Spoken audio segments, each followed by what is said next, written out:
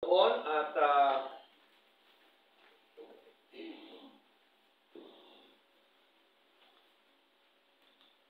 kamusta po tayo mga kapatid?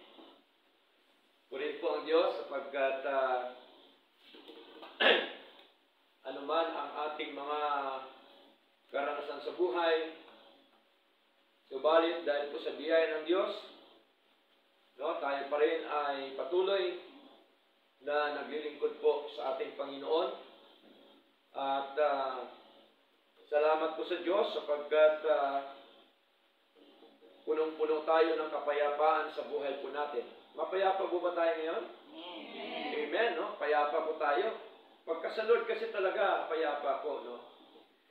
At dadako tayo ngayon sa ating pong pinakamalagang parte ng ating pagsamba sa Diyos ay ang ating pong pag-aaral, no, ng mga salita ng Panginoon.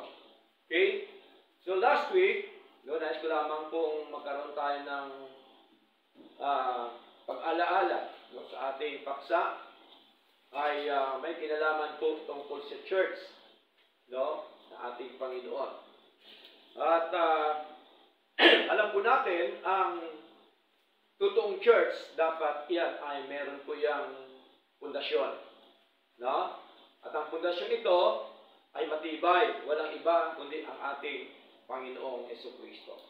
Ngayon, paano po natin malaman ang isang church ay tunay at totoong church? Okay? Hindi ho natin yan makikita sa panlabas na anyo. Right? Hindi natin yan nakikita porque marami, porque kaunti. Ayun po yung tamang church. Ano po yung basihan? Ang basihan po mga kapatid, yung doctrine and practices.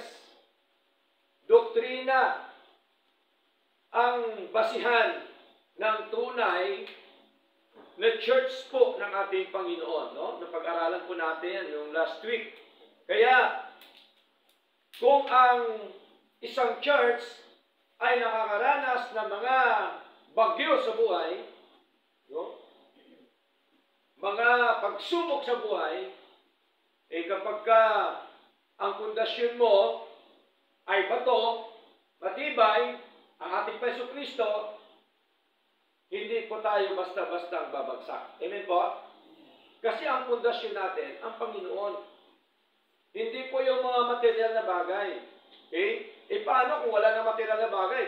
Wala na sa paglilingkod ko sa Lord. Amen po? So, yan po ang tunay na paglilingkod ko sa Panginoon.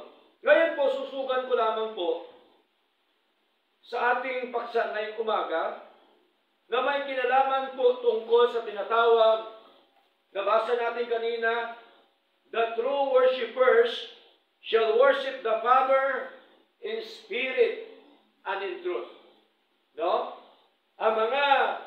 Ang totoo daw na mga mananamba ay sambahin yung Ama sa Espiritu at katotohanan. Okay? Ngayon, alamin po natin ngayon mga kapatid, sa sinasabi po ng banal na kasulatan, at ito po ay naka-record, nakasulat, at ito po ay katotohanan, mga minamahal. At ang ating batayan, kung bakit sinasabi natin na totoo ang aral natin, sapagkat nandito po yan sa mga salita po ng Diyos. Amen po? Hindi po pwede tayo salitang-salita lamang na wala tayong basihan. Wala tayong pruweba, wala po tayong ebidensya sa ating pinanghawakang aral upang tayo po ay maging isang legit o tunay na sumasamba sa ating Panginoon. Okay? So, ang totoong mananamba daw ay sambahin po ang Ama o ang Diyos Ama sa Espiritu at katotohanan. Now, before anything else, mga kapatid,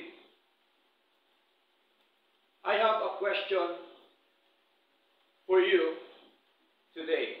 Are you the true worshipers of God? Totoo ba tayo na mananamba ng Diyos? Amen. Mukhang mahina yata. No? Parang kinakahiya. Tayo po bang lahat ay totoong mananamba ng ating Panginoon? Amen. Amen. No? Yun po kasi ang hinahanap po ni Lord, mga kapatid. Yung tunay na mananamba. Okay? Kaya ito po yung topic po natin ngayon, mga minamahal. Now, the word worship is an expression, no, of praise, honor, and glory from the depths of our hearts toward God, who is understood through His Word. So malinaw po na ang pagsamba pala sa Diyos, talaga pong atin pong pinapadama, no? In-express po natin ang ating pagpupuri, pagluwalhati, pagtaas, no? Mula sa kaibuturan ng ating puso. Yung pagsamba natin galing sa kaibuturan ng ating puso. Malalim po, ano? Kasi kaibuturan eh. Okay? Depth. Okay? So, ganun dapat yung galing po sa ating mga puso. Yung ating pagsamba po sa ating Panginoon. Ngayon, there are some questions about worship. No? Meron tayong ilang mga katanungan tungkol po sa pagsamba. At ito po ay sagutin ng mga salita po ng Diyos. Okay? Kaya, number one question, what is worship? Ano ba ang pagsamba? Now, worship is a command of God. Ang pagsamba ay utos ng Diyos. Totoo po ba? Utos ba ng pastor ang pagsamba? Hindi. Hindi yan utos ng tao. Ang tunay na pagsamba ay utos po ng Diyos. No? Katulad po sa binasa natin kanina, sa babae na taga Samaria. No? At nagulat siya sa ating Panginoon. Nagsinungaling po siya sa Lord. Di ba? Tinanong siya ni Lord, na ilan ba yung asawa mo? Sabi niya, wala. Diba? Pero nagulat siya, nalaman po ni Lord. Sabi ni Lord, ang asawa mo ay 5. Diba? Dami, ano? Paano na lang bubuhayin yun? Diba? Nagulat siya, kaya tinuring niya si Lord ay isang propeta. No? Alam po ni Lord, mga kapatid. Kaya, sa ating paglilingkod, walang lihim po sa ating Panginoon. Amen? Alam po ng Diyos ang lahat. Sa puso natin, sa buong buhay natin, sa ginagawa natin, sa salita natin, lahat po yan.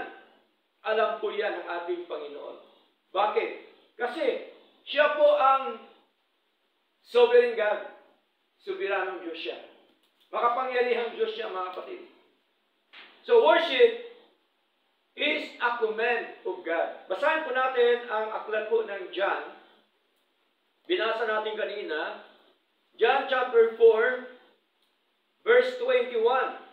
Kasi sabi ng babae, ang amin lamang pagsamba ay dito sa Jerusalem. Ngunit, ano po ang sabi ng Panginoon sa kanya? John chapter 4, verse 21. Jesus said unto her, Woman, believe me. Sabi po ng ating Panginoon, the hour cometh when ye shall neither in this mountain nor yet at Jerusalem. No? Hindi lamang po siya sambahin sa bundok. Sabi po ni Lord, sa bundok na ito, ni sa Jerusalem. Kaya ang sabi po ni Lord, ano pong utos sa kanya? Worship the Father. So, sa madaling salita, worship is the command of God. No? Utos po ng ating Panginoon. Ano pa po ang ebidensya natin, mga kapatid? Okay? Sa aklat po ng Romans chapter 12. Romans chapter 12 verse 1. Okay? Ano po sabi dito? Romans chapter 12 verse 1. Sabi po dito ni Pablo, I beseech you therefore, brethren, by the mercies of God, that you present your bodies a living sacrifice. Tingnan niyo po. Anong sabi? Iharap daw natin ang ating mga katawan na mga buhay at katanggap-tanggap sa Diyos. Holy and acceptable unto God, which is your reasonable service. Ito pala ang makatwirang paglilingkod. Ito pala ang ating pong tinatawag na totoo at tamang paglilingkod sa ating Panginoon. Na kung saan po yung tinatawag po na present your bodies. Pag sinabi pong present your bodies, utos po ba yan ni Lord? Amen. Utos po ni Lord. No? Ihain ninyo. Iharap ninyo. No? Ang inyong mga katawan bilang isang handog na buhay. Kaya nga po, bago tayo sumamba, nakahanda po ang ating sarili. Amen? Nakahanda po yan, mga kapatid. Okay? Kaya ang aming paghanda dito ay maaga. Nagpa-practice na po kami ng kanta sa Lord. Kaya sa sunod, next Sunday, agahan din natin para kasama tayo sa pag-practice.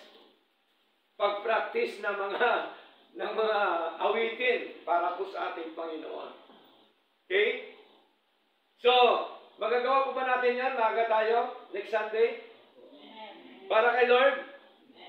Hindi po para sa akin? Para kay Lord? Gawin natin para kay Lord, mga kapatid. Practice po tayo kasi mahalaga yung mga pagpupuri po sa ating Panginoon. Okay? Hindi naman po pwede nakakanta tayo sa Lord, hindi maintindihan. Okay? Kaya kailangan din yung practicein po natin yung mga awitin para sa ating Panginoong Diyos. Okay? Next po, yung katibayan na utos po ng Diyos, ang pagsamba. Hebrew chapter 10, verse 25. Okay? Hebrew chapter 10, verse 25, ano sabi? That forsaking the assembling of ourselves together. So malinaw, hindi daw pinababayaan o hindi kinakaligtaan ang sama-sama nating pagtitipon. Sama-sama. Okay? Kaya tayo ay merong pagsamba every Sunday kasi po, ito po ang utos ng ating Panginoon, mga kapatid. Na huwag nating kaligtaan. Ano pa pong sabi dito? As the manner of some is. Ganon din po kasi ang ginagawa ng ibang mga mananampalataya sa iba't ibang lugar, iba't ibang dako, na sila ay sumasamba sa ating Panginoon, lalo na yung ating mga kapwa mananampalataya sa ating Panginoon. Ano pang sabi dito? But exhorting one another, okay, magtagubilinan ang isa't isa. And so much the more as you see the day approaching. So, nakikita natin na ang mga araw ng Panginoon ay papalapit na. Yung pagdating ng Panginoon. Okay? So, dapat tuloy-tuloy, nandun po tayo, merong attendance, sinasabi po ng banal na kasulatan, at ito po ay utos ng ating Panginoon. Huwag pabayaan, huwag kaligtaan ang araw ng pagtitipon. Kaya importante po talaga ang pagsamba po sa ating Panginoon.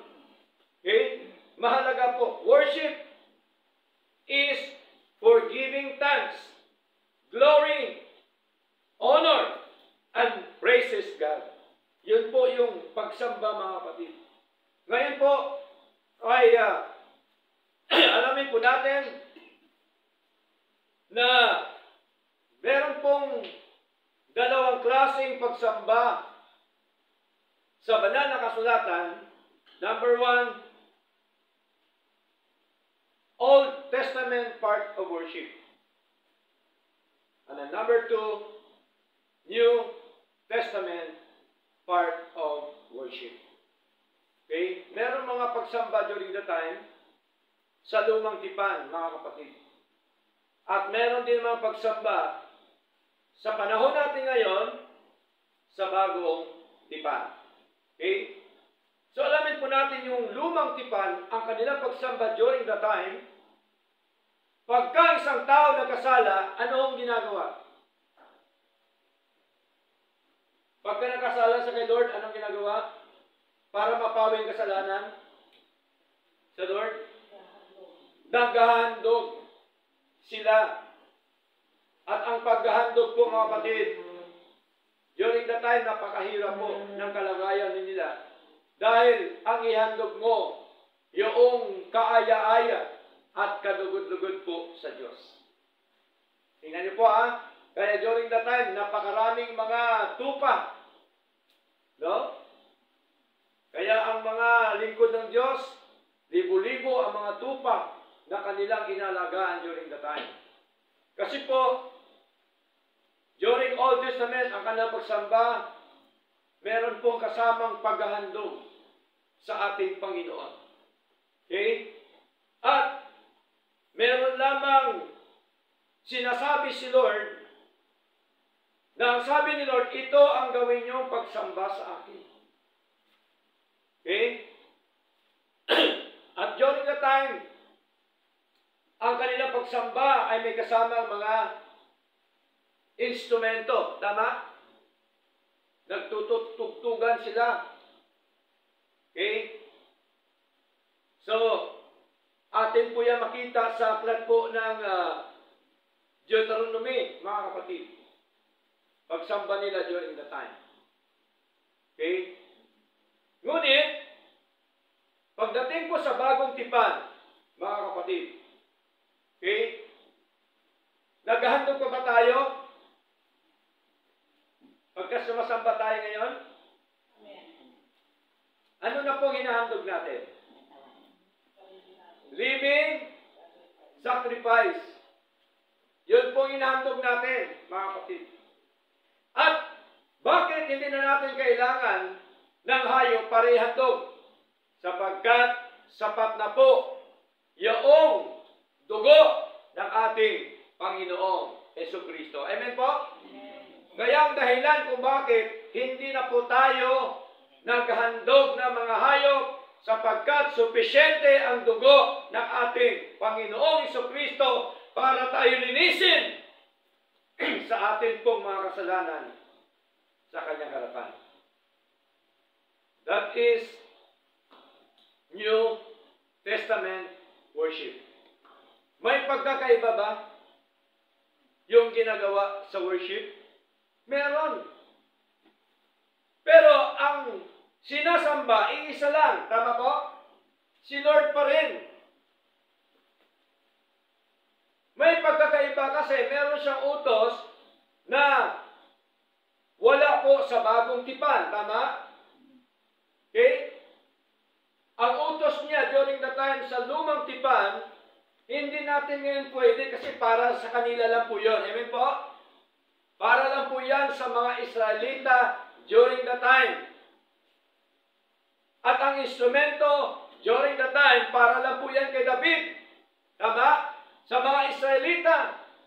Kaya pagdating sa bagong tipan, kaya po tayo tinatawag na New Testament Church. Marami ngayon, Old Testament Church. Pero sinasabi nila, New Testament Church daw sila. Pero ang practice nila sa church, Old Testament Church. Bakit? May mga instrumento ho sila. Tama? Ang instrumento, lumang tipan na po yan. Hindi natin pwedeng dalhin sa bagong tipan. Bakit? Kasi po, walang utos ang Diyos na gumamit tayo ng instrumento sa ating pong pagsamba sa ating Panginoon. So, ibig sabihin, may pagkakaiba ang utos ni Lord.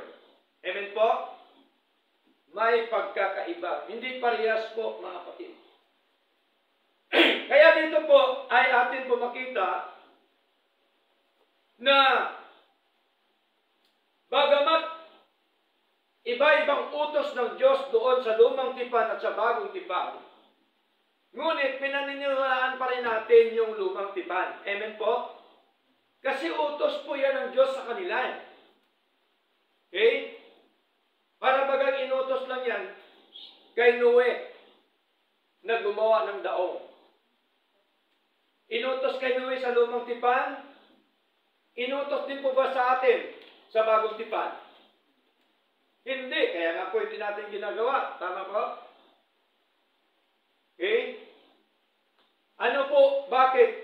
Pinagawa ng Diyos si Noe ng arko para maligtas ang mga tao sa dilubyo. Tama? Anong dilubyo? Baha. During the time. Kasama ang mga hayop. Sa atin ngayon, hindi na kailangan. Bakit? Nandiyan na po ang Panginoon. Amen po? Nandiyan na po ang ating Jesucristo. Na siya po ang pumapawi sa lahat ng mga dilubyo sa buhay po natin. Amen po? Sa lahat ng mga pagsubok, problema, suliranin, nandyan po ang ating Panginoon. Okay? Kaya ang sabi ni Lord, I will never leave thee nor forsake thee. Hindi ko kayo iiwanan ni pababayaan man. Okay? Kahit kailan, hindi ko tayo pinabayaan po ni Lord. Amen po? Nandyan po yung lagi ang ating Panginoon. Kaya mahalaga po na makita po natin ang mga bagay na yon, mga kapatid. Now, number one, what is worship? Ang sagot, worship is a command of God. Number two, who are the true worshipers of God? Sino po ba ang mga totoong mananamba sa Panginoon? Okay? Sino po ba, mga kapatid? Now, the true worshipers are the elect, chosen, redeemed, and born-again people of God. Kasi, kung hindi ka born again, imposible na sasamba ka sa tunay at totoong Diyos. Amen po? Imposible po yan kasi patay ka. Spiritual. Okay? Kaya mahalaga ito yung makita ho natin yung elect or chosen, redeemed, and born again or quickened people of God. Ito dapat ang maranasan muna ng isang tao bago siya lumapit, sumamba sa ating Panginoon. Tayo po ba ay born again na? Na-born again na po ba tayo? O kaya hindi natin pinanindigan yung born again. Okay? Ang born again po ay hindi religion. Amen? Ang born again ay karanasan ng isang tao sa Panginoon. Amen po? May karanasan po ba tayo sa Lord? Amen. May karanasan po tayo sa Lord, mga kapatid.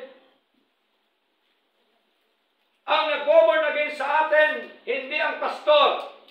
Amen po? Ang nag-born again sa atin, hindi written word, salita ng Diyos. Ang nag-born again sa atin, ang Espiritu ng Diyos. Right? Siya ang nag-born again sa atin. Ang kapangyarihan ng Diyos, ang Espiritu ng Diyos. Kaya tayo ngayon ay sumasamba po sa ating Panginoon. Pag ibig sabihin ng chosen, redeemed, or born again, ito po yun ang mga iniligtas po ng Diyos. Ligtas na po ba tayo? Kasi kung hindi ka ligtas, wala ka po sa gawain. Tama? Okay? Ang mga ligtas ang siyang sumasamba, naglilingkod sa ating Panginoon.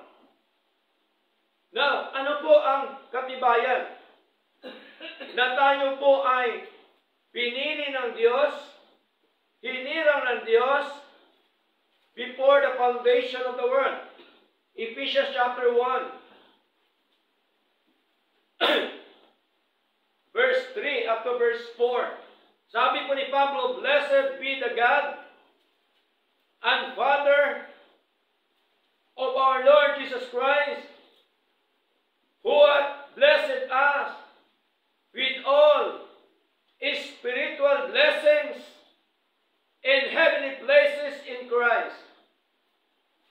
Ibig sabihin, ang spiritual blessing, ito po yung eternal salvation. Ito po yung kaligtasan at buhay na walang hanggan, mga kapatid. Na ang sabi po ni Pablo, sa makalangit na mga dako. Di po ba ang ligtas ng punta sa langit? Totoo po ba yan? Mapunta po tayo sa langit kay Lord. Verse 4, "According as He hath chosen us in Him before the foundation of the world, that we should be holy and without blame before Him in love." May pinili po ba ang Diyos? May pinili po, kaya paniwalaan po natin sinasabi po ng banal na kasulatan. Marami pong mga reliyon ngayon na pagka narinig nila ang election o chosen, allergy sila. Ayaw nilang paniwalaan ito. Hanggat hindi ipaunawa ng Diyos sa iyo, mga kapatid, ang pakiramdam mo, para bagang init na init ka sa mga salita ng Panginoon. Pero kung ito ay pinaunawa ng Diyos sa iyo, ang mararanasan po ninyo, kapatid, baka hindi kayo makatulog buong gabi. Bakit? Kasi po, we are chosen by God before the foundation of the world. Pinili tayo, hinirang tayo. Saan? Sa kaligtasan. Basahin po natin. 2 Thessalonians. Okay? 2 Thessalonians. Napakarami pong talata, mga kapatid, na hindi natin pwedeng tanggihan ng sinasabi po ng ating Panginoon. 2 Thessalonians chapter 2 verse 13, sabi po ni Paul, "But we are bound to give thanks always to God for you, brethren, beloved of the Lord." Kanino ka-address? Sa brethren, sa mga kapatid.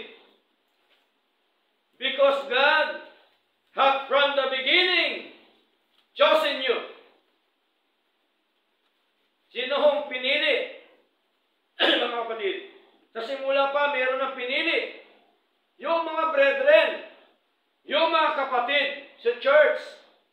At ang sabi ho dito, "Because God hath from the beginning chosen you." Saan? Saan tayo pinili? Sa kaligtasan. Chosen you to salvation through sanctification of the Spirit Kaya ang mga hinira, mga pinili ng Diyos, ay sinangtified na po yan ng ating Panginoon.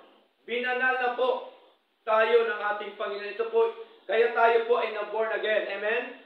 Kasi binanal na po tayo ng Diyos, mga kapatid. Okay? Through sanctification of the Spirit and belief of the truth. Bago ka maniwala sa salita ng Diyos, una yung born again. Amen? Pagpapabanal sa atin ng ating Panginoon. Kaya po mahalaga na makita natin na sino po ba ang mananamba ng Diyos? Ang mananamba ng Diyos, tayo na mga ligtas. Amen? Tayo na mga pinili ng Diyos, mga hinira ng Diyos, before the foundation of the world, at tayo po ay pinili niya sa kaligtasan. Ito po yung tinatawag na eternal salvation. Okay? So tayo po yun na mga mananamba, mga kapatid. Now, pag sinabi naman na redeem, yung pagtubos sa atin naman ng ating Paiso Kristo. Yung Ama may binigay kay Kristo para tubusin. Tayo po yun, mga kapatid. Kaya, ito na yun natin. Ang sabi ko dito sa aklat po ng Romans chapter 3, meron po ditong sinasabi po, mga kapatid, sa Romans chapter 3, verse 23. No? Up to verse 24. Sabi dito, for all have sinned and come short of the glory of God, sapagkat ang lahat nagkasala at hindi nakakaabot sa kalwalhatian ng Diyos. So hindi pala tayo nakaabot during the time. Kaya walang pagsamba during the time na totoo. Tama? Wala kang ginawa sa pagsamba sa Lord. Kasi po, lahat tayo nagkasala at hindi nakaabot sa kalwalhatian ng Diyos. Kahit man anong sabihin mo, hindi makaabot po yan sa Lord. Verse 24, being justified, tayo po ay binigyang katwiran freely. Pag sabing freely, walang bayad. Libre. Di ba? Libre po tayo, mga kapatid. Being justified freely by His grace, through, sa pamamagitan, through the redemption that is in Christ Jesus. Tinubos ba tayo? Tinubos. Kaya malinaw po, ito po yung walang bayad sa pamamagitan ng biyaya ng Diyos, mga kapatid. Pag sabing biyaya, libre po yan, walang bayad. Amen po? Libre po yan. Halimbawa, may nagbigay sa atin.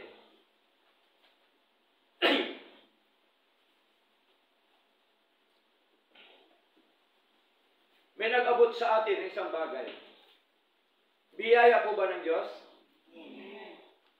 Biyaya, libre po yun. Okay? Biyaya po ng Diyos. Okay?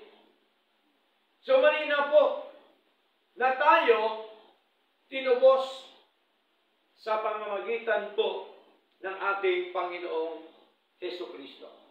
Hindi ho tayo tinubos ng hayop. Hindi tayo tinubos ng tao. Hindi tayo tinubos ni pastor. Tama? Si pastor ho, hindi manunubos. Yung founder ng iglesia, hindi manunubos. Yung founder ng mga reliyon, hindi po yan manunubos. Ang ating manunubos, walang iba, kundi ang ating Panginoong Jesucristo. Siya po ang nagtubos sa atin mga kapatid. Ephesians chapter 1. Basahin po natin. Ephesians chapter 1 verse 7. Anong sabi ni Lord? Sa pamamagitan po ni Pablo, in whom we have redemption through His blood, the forgiveness of sins according to the riches of His grace. Si Lord po ba mayaman sa biyaya? Mayaman po sa biyaya si Lord. Si Lord po hindi nangailangan. Tayo po ang nangailangan. Amen po? Kasi si Lord, mayaman po yan sa biyaya. Kanya po lahat eh. Okay? Kaya siya nagtubos sa atin. Hindi tayo tinubos ng ginto, ng pilak, ng anumang mga bagay sa mundo ito. Tayo po ay tinubos ng ating Panginoon. Hindi po ba tayo magalak sa ginawa po ng Diyos sa atin? Di ba dapat magalak tayo? Tama po? Dapat masaya tayo, dapat ay lagi tayo natutuwa sapagkat tayo ay tinubos ng ating Panginoon. Ang tunay na gospel, mga kapatid, tandaan po natin, lagi po yan ang Diyos, ang bida sa buhay natin. Tama? Si Lord po yan ang may gawa. Hindi po yan sa pagitan ng pagpatanggap ng pastor. Mali po yan. Amen po? Tanggalin na natin ang mga dati nating kaisipan. Ako din, doon din po galing. Akala ko totoo. Pero nung nalaman ko ang katotohanan, hindi pala sa pagdinikta ng pastor ang kaligtasan, kundi ito ay ginawa ng Diyos para sa atin. Amen po? Tinubos tayo ng ating Panginoong Hesus Kristo. Kaya mahalaga maintindihan po natin yung paghirang ng Diyos sa atin, pagtubos ng Diyos sa atin. Ito po ang pure, ang tunay at totoong doktrina ng ating Panginoon. Kaya sabi ni Lord sa verse, John chapter 4 verse 24, God is a spirit, and they that worship Him must worship Him in spirit and in truth. Sa spirit at katotohanan, kaya dapat ang aral totoo. Amen? Dapat yung pagsamba mo totoo. Ito po ang problema ng marami, mga kapatid. Problema sa mga nagsilipan na ngayon na mga simbahan. Alam niyo po ba, dapat po natin malaman o makita na dapat ang pagsamba ay ayon po sa gusto ng Diyos. Amen? Hindi dapat ayon sa gusto ng tao. Marami kasi ngayon, gusto ng tao yung pagsamba. Paano natin masabi na ang pagsamba natin gusto ng Diyos? Kasi ito ang sinasabi ni Lord. God is a spirit, and they that worship Him must worship Him in spirit and in truth. Magkasama po yan, spirit and in truth.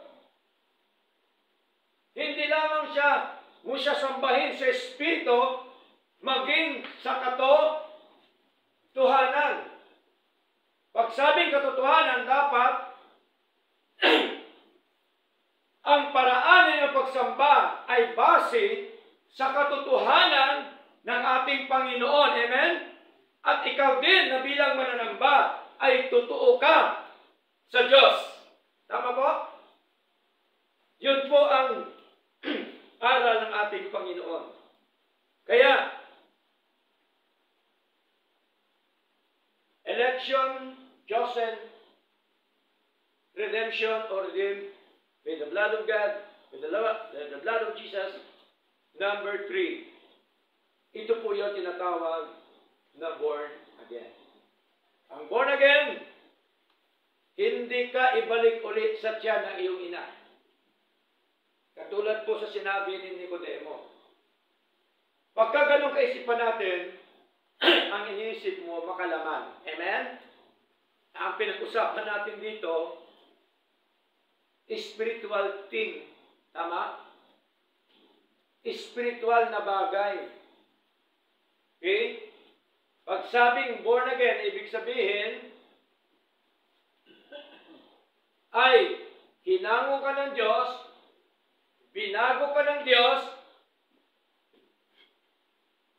binuhay ka ng Diyos sa kalagayan mong patay, spiritual.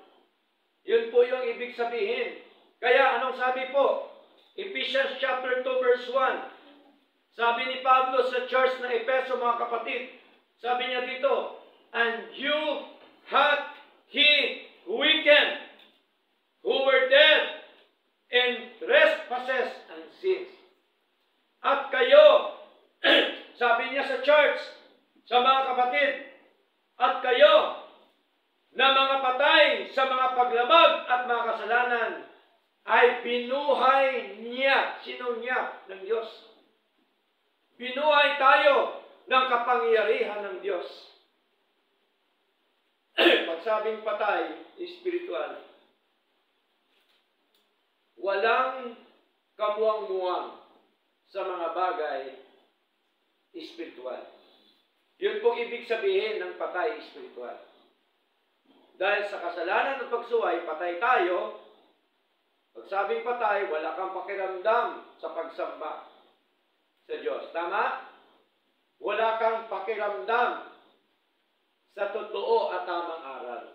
Wala kang pakiramdam sa mga bagay na spiritual. Kasi patay ka eh. Atin pong ihalimbawa sa isang patay na pisikal. May pakiramdam ba ang patay? Wala pala eh. Bakit? May mga nagsasabi, Tatay, happy birthday in heaven. Patay na po yun eh. Hindi ka na marinig. Amen? Hindi na niya ma-acknowledge yung ginagawa mo o sinasabi mo sa kanya. Dapat habang buhay pa ang ating mahal sa buhay, doon mo sasabihin. Amen po? Kung kailan patay na eh, I love you. Noong buhay pa, I hate you. Noong buhay pa, kinakalaban mo. Tapos nung patay na, I love you. Di ba, paimbabaw? Tama po? Paimbabaw. Kaya habang buhay pang pamilya natin, mahal sa buhay, sabihin na natin, I love you. Very, very, very, very much. Di ba? Habang buhay pa, ma-acknowledge niya yung buhay. Ganon din po sa ating spiritual na buhay. Hanggat hindi siya buhayin ng kapangyarihan ng Diyos, wala siyang willingness to serve God. Wala siyang willingness sa buhay niya na alamin ang katotohanan salita po ng Diyos. Okay? Kaya po mga kapatid, malinaw po na ang doktrina natin ito, doktrina po ng ating Panginoon. Hindi po ito doktrina ng pastor. Amen po? Kaya wag na po tayo maniwala sa ating kinagisnan noon. Ang kinagisnan kasi natin dati, mag-abuloy ka lang sa simbahan, gumawa ka ng mabuti, ligtas ka na. Di po ba ganun tinuturo sa atin noon? Oh. Ano pa? tanggapin mo si Kristo, ligtas ka na. Tatakutin ka pa. O sige, pag hindi mo tanggapin si Kristo, maimpyerno ka. Tatakutin pang tao noon, di ba? Tayo, tinatakot tayo dati ng mga pastor. Di ba? O tanggapin mo si Kristo. Ang iba, inutusan tayo nung nangangaral tayo. Magligtas ka naman ng kaluluwa. Di ba? Di ba? Napakasagwa pakinggan. Bakit? Hindi naman tayo tagapagligtas eh. Ang totoo niyan, kaya tayo nangangaral para ipangaral sa Kanya ang totoong nagliligtas ang Diyos. Amen? Ganon yun, mga kapatid. Kaya malinaw po, ang aral natin ay aral po ng ating Panginoon. Ito po yung tamang aral. Hindi yung puro gawa ng tao para maligtas. Wala pong kusavior si Lord. Amen po? Wala siyang kusavior. Kahit kailan. Diba? Kung may kusavior ng Diyos nyo, may ng Diyos nyo. Tama? Okay? Kailangan pa pala ng tulong para maligtas ang isang tao. Tulungan mo ako, sabi ni Pastor. Magpatanggap ka para maligtas sila. Wala akong katuruan ng ganun. Walang turo ang banal na kasulatan ng ganun. Manapay ang turo po ng Diyos.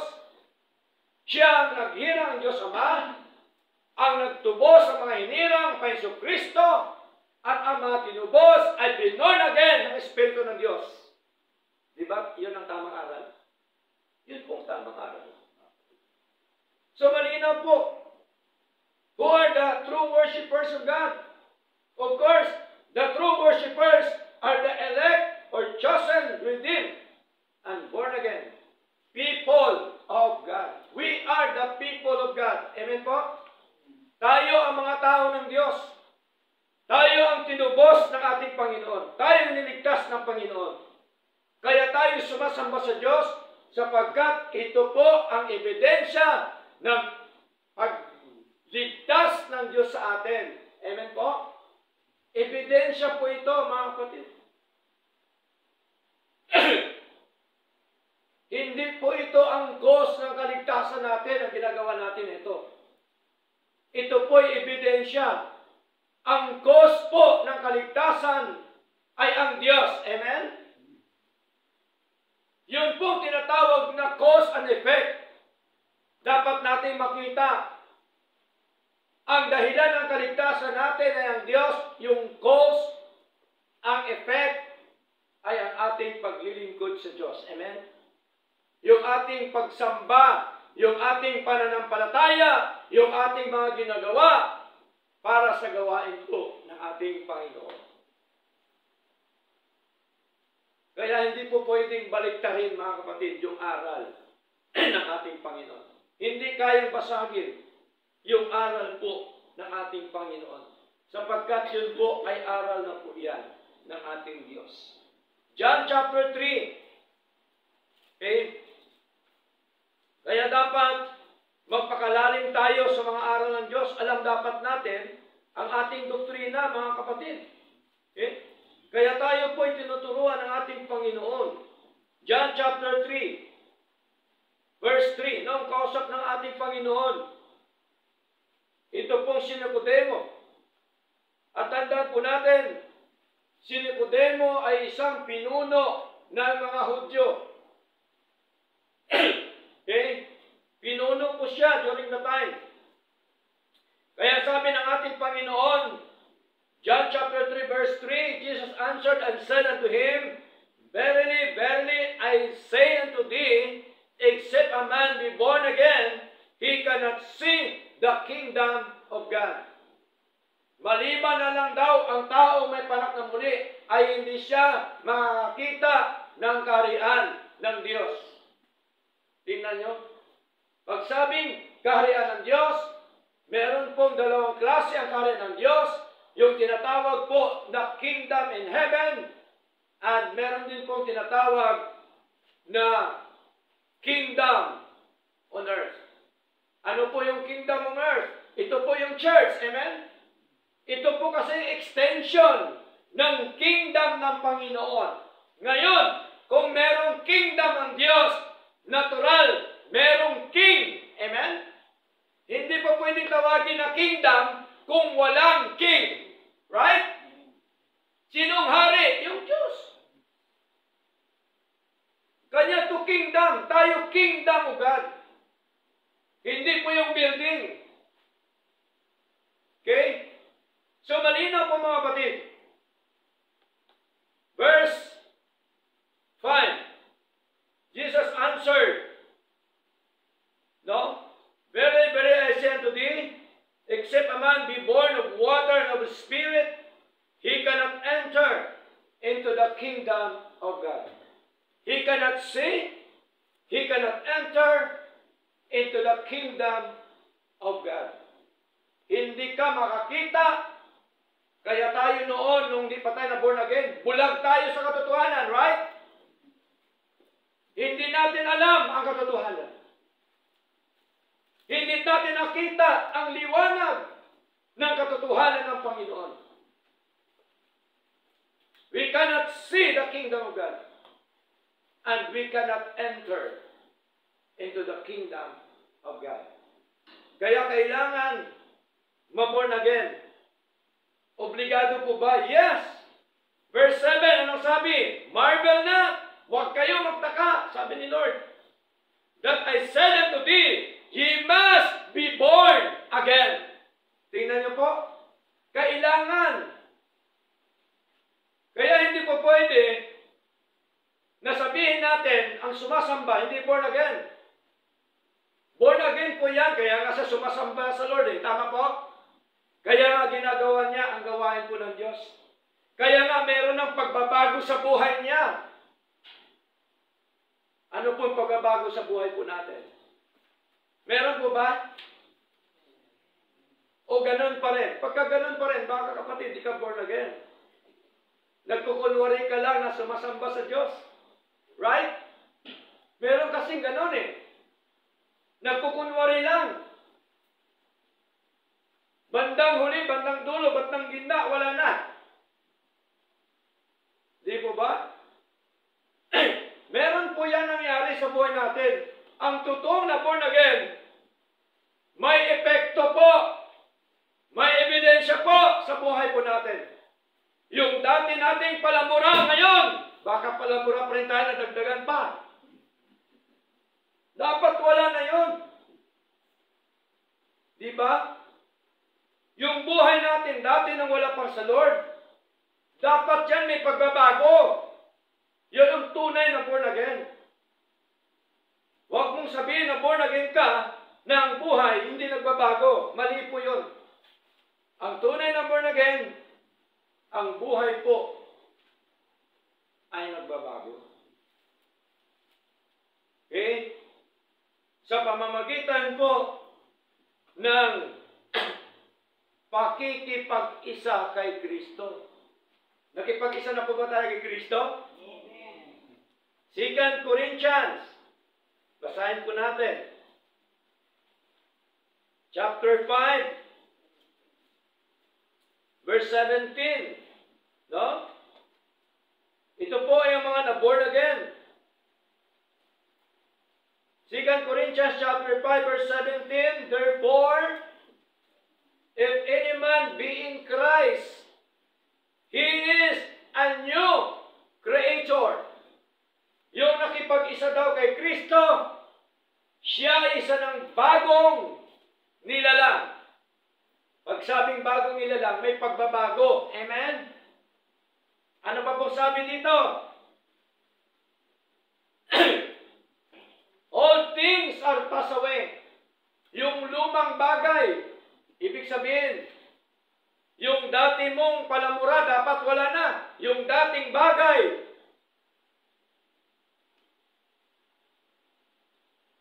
lumipas na, wala na.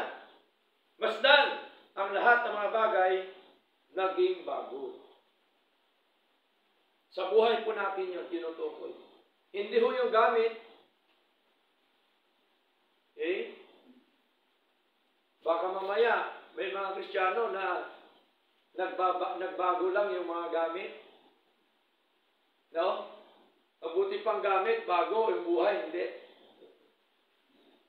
Dapat buhay. Okay? Kasi ito talagang totoong tinuturo ng ating Panginoon. Bakit tinuturo natin ang totoo at hindi tayo natatakot? Kasi po, ito po yung katotohanan na sinasabi po ni Lord. Di po ba? Hindi po pwedeng takpan ang katotohanan ng salita ng Diyos. Sapagkat ang salita ng Diyos, hayag po yan. Kaya dapat tayo din hayag. Sa harapan ng Panginoon, hayag ang ating pagsamba. Hayag ang ating paglilingkod sa Diyos. Hayag ang buhay natin sa Panginoon. Okay? Yun po yun mga kapatid. Kaya mahalaga ang ating patuloy na pagsunod sa kalooban po ng ating Panginoon. Now, number 1, what is worship? Worship is a command of God. Number 2, who are the true worshipers of God? The true worshipers of God are the elect, chosen, redeemed, born again, people of God. Okay? Now, number 3, how do we worship God? Paano natin sambahin ang Diyos? Siyempre, ang totoong pagsamba ay ang gusto ni Lord. Tama? Hindi po dapat gusto ng tao. Marami ngayon gusto ng taong pagsamba. No? Pag sinabi ng tao na, ay, mag-ano tayo ngayon, magpa-concert tayo para maraming tao. Di ba? Ay, mag-invite tayong artista. Kunin natin para maraming tao. Ay, hindi po ganon. Ang tunay na pagsamba, gusto ng Diyos, hindi gusto ng pastor. Hindi dapat gusto ng tao. Tama? Gusto ng Diyos. Ano bang gusto ng Diyos? Dito po. Sa mga salita ng ating Panginoon. Kaya nga po tinuturo sa atin ang tama pong pagsamba. How do we worship God? Worshiping God must be biblical. Dapat nasa banal na kasulatan, nakabatay ang ating pagsamba. Hindi po sa sinabi lang ng tao, binulong lang sa atin. Pumunta ka lang, nakita mo lang na masaya, doon ka na agad. Nakita mo lang na mga nagrarakrakan ng mga instrumento, doon ka na agad. Diba? Nakita mo lang na may pamimigay ang simbahan, doon ka na agad. E paano kung wala na ipamimigay? Di wala ka na rin. Tama? Ang conversion dapat sa salita ng Diyos, doktrina ng Diyos. Amen po? Hindi dapat sa mga material na bagay. Di po ba? Halimbawa, nagkaroon ng brownout. Isang buwan. Sasamba ka pa rin kaya? Pastor, walang aircon. Kaya tanungin natin sarili natin. Diba? Kasi ang mahalaga, yung gusto ng Diyos, na klase pong pagsamba. Hindi po gusto ng tao. Di po ba? Kaya po, malinaw sa ating paksa kanina, we worship God in spirit and in truth. Yun po ang hinahanap po ng Diyos. Ang hinahanap ng Diyos yung totoong mananamba. Yung totoo. Yun po ang hinahanap po ng ating Panginoon. Basahin po natin John chapter 4. sa ating binasa kanina, verse 23, sabi po dito, but the hour cometh, and now is, when the true worshipers shall worship the Father in spirit and in truth. For the Father seeketh such to worship Him, sapagkat hinahanap ng Ama ang gayong upang sambahin siya. Ito po ang gusto ni Lord. Ito po ang hinahanap po ng ating Panginoon, na siya po ay sambahin sa Espiritu at katotohanan. Okay? Kaya dapat ang pagsamba walang bawas, walang dagdag. At ang pagsamba, ang tunay na pagsamba, New Testament worship. Amen? Pag sabing New Testament worship, kung anong tinuturo sa bagong tipan, yan po ang ating pagsamba. Halimbawa, sinasabi po dito, sa aklat po ng Ephesians chapter 5, verse 19, sa church po ng Efeso, tinuro po ni Pablo, mga kapatid. Verse 19, ano sabi? Speaking to yourselves in psalms. Na mag-usapan. Pag sabi ho mag-usapan, hindi ho magchismisan. Ibig sabihin, umaawit. Speaking to yourselves in psalms and hymns and spiritual songs, singing and making melody in your heart to the Lord. Tingnan niyo po. Kaya ang ating pagsamba ay sa pamamagitan ng mga salmo, mga himno. May himnas ba tayo? May himnas tayo. At ano pa? And spiritual songs. Ang kinakanta ba natin? Spiritual songs? Hindi naman tayo kumakanta sa kanta ni Max Urban. Tama? Hindi naman tayo kumakanta sa mga kanta ni Kurita. Ang kinakanta natin, inaawit natin, mga awiting spiritual para sa Lord. Tingnan niyo po. Pero aware po tayo dahil maraming simbahan ngayon, dahil sa kanilang instrumento, nagpo-concert na sila. Katulad ng mundo. Inaawit na nila yung mga makamundong awitin. Hindi na po mga spiritual songs. Kaya sa instrumento, meron po yung danger dyan, mga kapatid. Okay? So, ano pa po? Singing. Umawit daw tayo. And making melody. Gumagawa ng himig. Hindi ito instrumento pag sinabing gumagawa ng himig.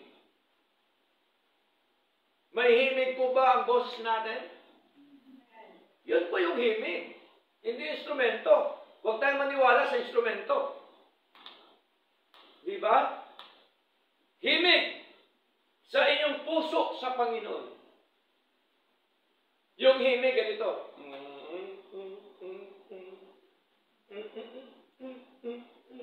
Yun po yung himig. Hindi yung instrumento na rakrakan dito, rakrakan doon. Diba? Sayawan dito, sayawan doon. Eh ang labas, entertainment na, hindi natutong pagsamba, amen? Oh. Concert na. Diba? Ang iba nga, may mga pailaw pa.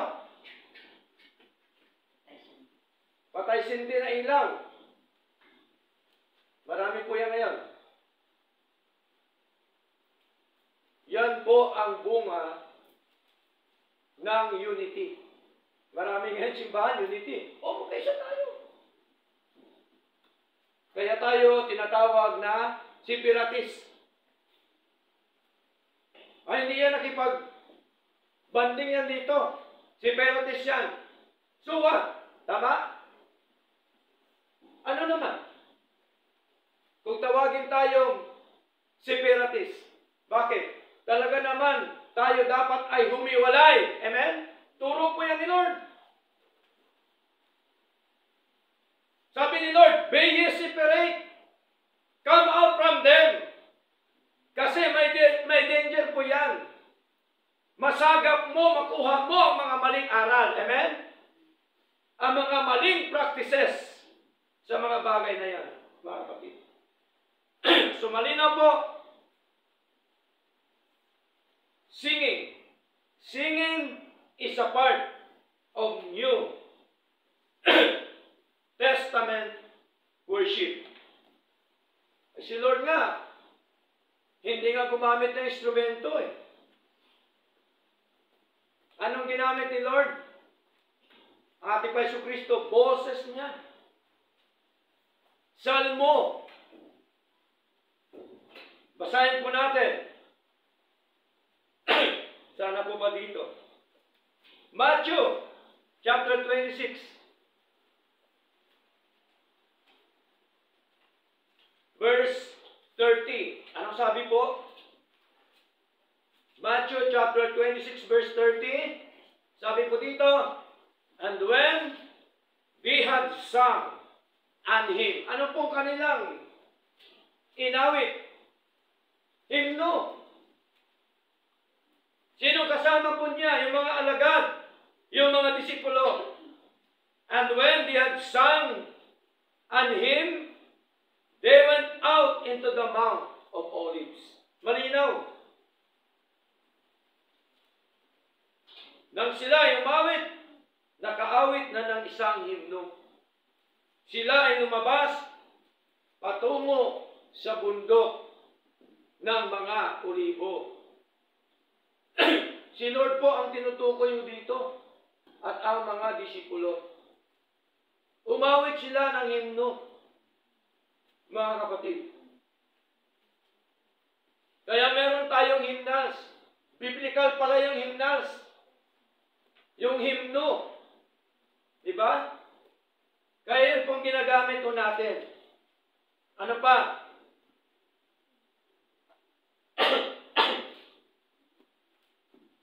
Malinaw po sa binasa natin kanina, singing and making melody in your heart to the Lord. Ano pa po mga kapatid? Basahin po natin 1 Corinthians chapter 14. Okay? 1 Corinthians po, chapter 14, verse 15. Sabi po dito ni Pablo, what is it then? I will pray with the Spirit, and I will pray with the understanding also. I will sing with the understanding. I will sing with the Spirit, and I will sing with the understanding also. So malinaw po, ng atin pala pag-awit, ay awit sa Espiritu. Tingnan niyo po.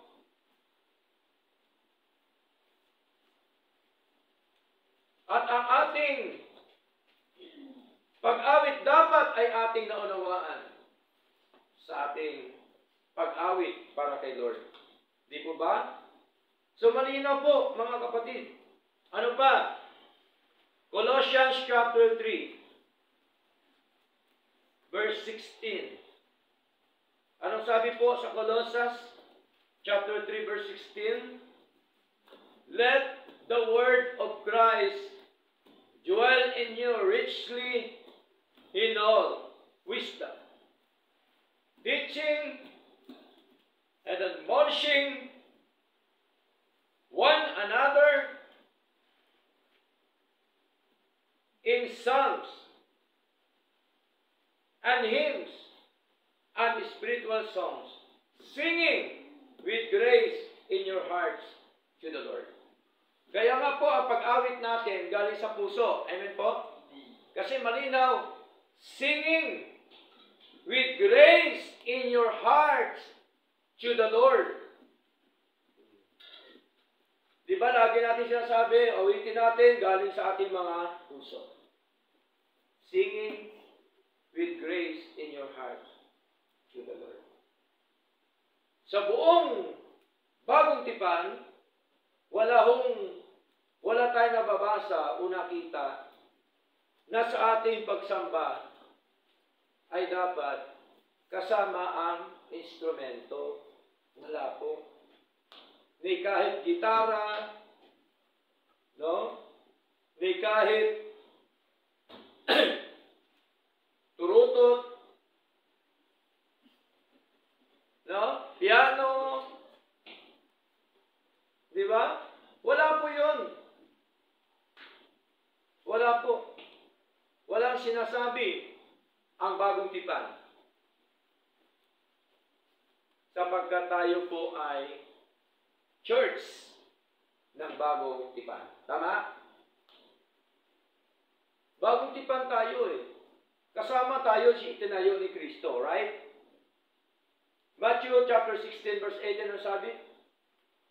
Thou art Peter, upon this rock I will build my church, and the gates of hell shall not prevail against it. So tayo bilang church, hindi po makapanaig kahit ang pintuan ng impyerno. Bakit? Kasi kay Lord na tayo, right? Kay Lord na tayo. Kapatid. Ligtas na tayo. Kaya mahalaga po yun na makita po natin mga kapatid. Singing is a part of New Testament worship. Okay? Now, nagtataka yung iba. Sa inyo, pastor, ay napaka-corny naman pagsamba. Walang special number. Di ba? Kita niyo po ba dito? Walang special number? Kasi po, isa lang pong special dito. Hindi yung number. Si Lord po yung special. Amen? Diba? At ang pinapalakpakan natin, at ang mga nagpapalakpak, sa tao yan, di naman sa Diyos talaga. Okay? So, malinaw po. Oh, ganda ng boses. Di ba ang glory sa tao na? Tama? Dapat ang pagsamba, pure ang glory sa Lord.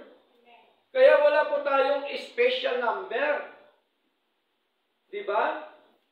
Kaya sabi nila, dyan ka sa Primitive Baptist, corny ka dyan. Boring.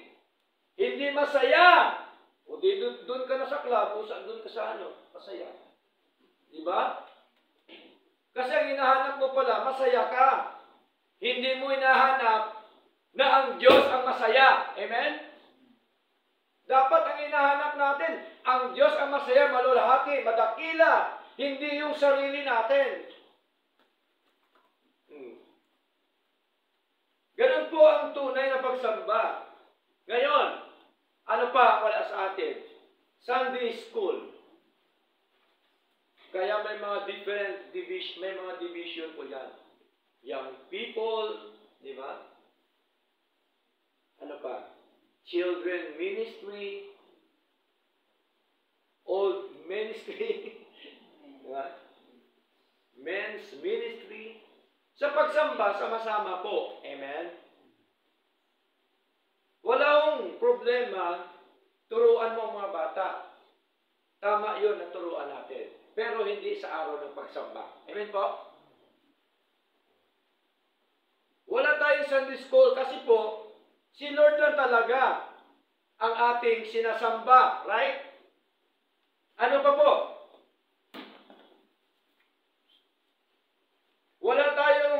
kinds of instruments. Wala tayong dancing. Diba? Maraming mga simbahan, may mga sayawan po. May mga, ano pa yun sila?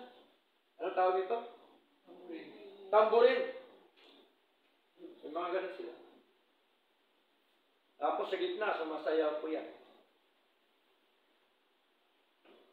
Okay? Pagkatapos sayaw, ano pong gagawin ng mga miyembro? Thank you, Lord! Pero ang tinuturo ng palakpak, saan? Sa tao. Kaya wala po tayong ganun. Yung mga sumasayaw. Okay? Ano ba po?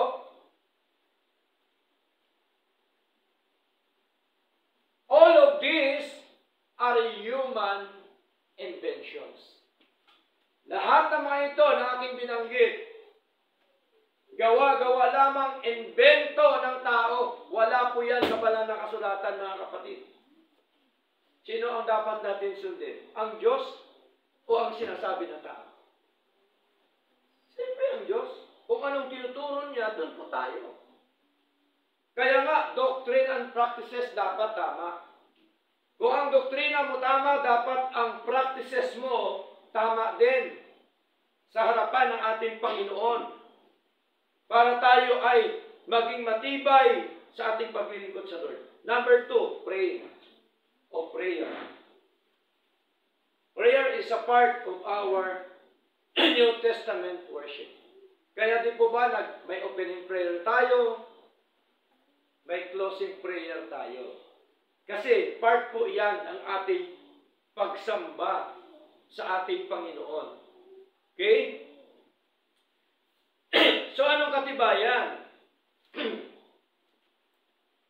Katibayan po, Acts chapter 12. Basahin po natin, mga anak.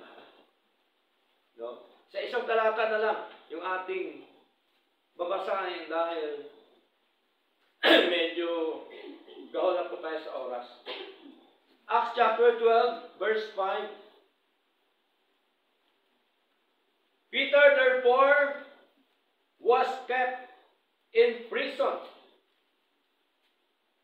but prayer was made without ceasing of the church unto God for him.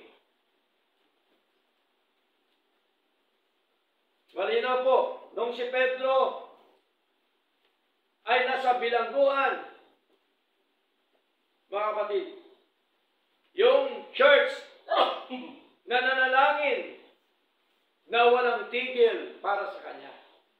Tingnan niyo po, yung church sa kanilang pagsamba yun during the time na kahit wala si Pedro, nananalangin po sila. Kaya nga po, ang prayer, part po yan ng ating pagsamba po sa Diyos. Okay? So marami pa pong talata. Huwag na lang po natin basahin. Number 3. Pangatlo, ng tinatawag po na 3 elements of worship. Ulitin ko po. Number 1, singing. Number 2, praying or prayer. Number 3, preaching. Pangangaral. Kasama po yan. Preaching is a part of New Testament church or Testament worship. Basahin po natin Acts chapter 15, verse 35. Acts chapter 15, verse 35, mga kapatid. Anong sabi po? Dito, Paul also and Barnabas continued in Antioch, teaching and preaching the word of the Lord with many others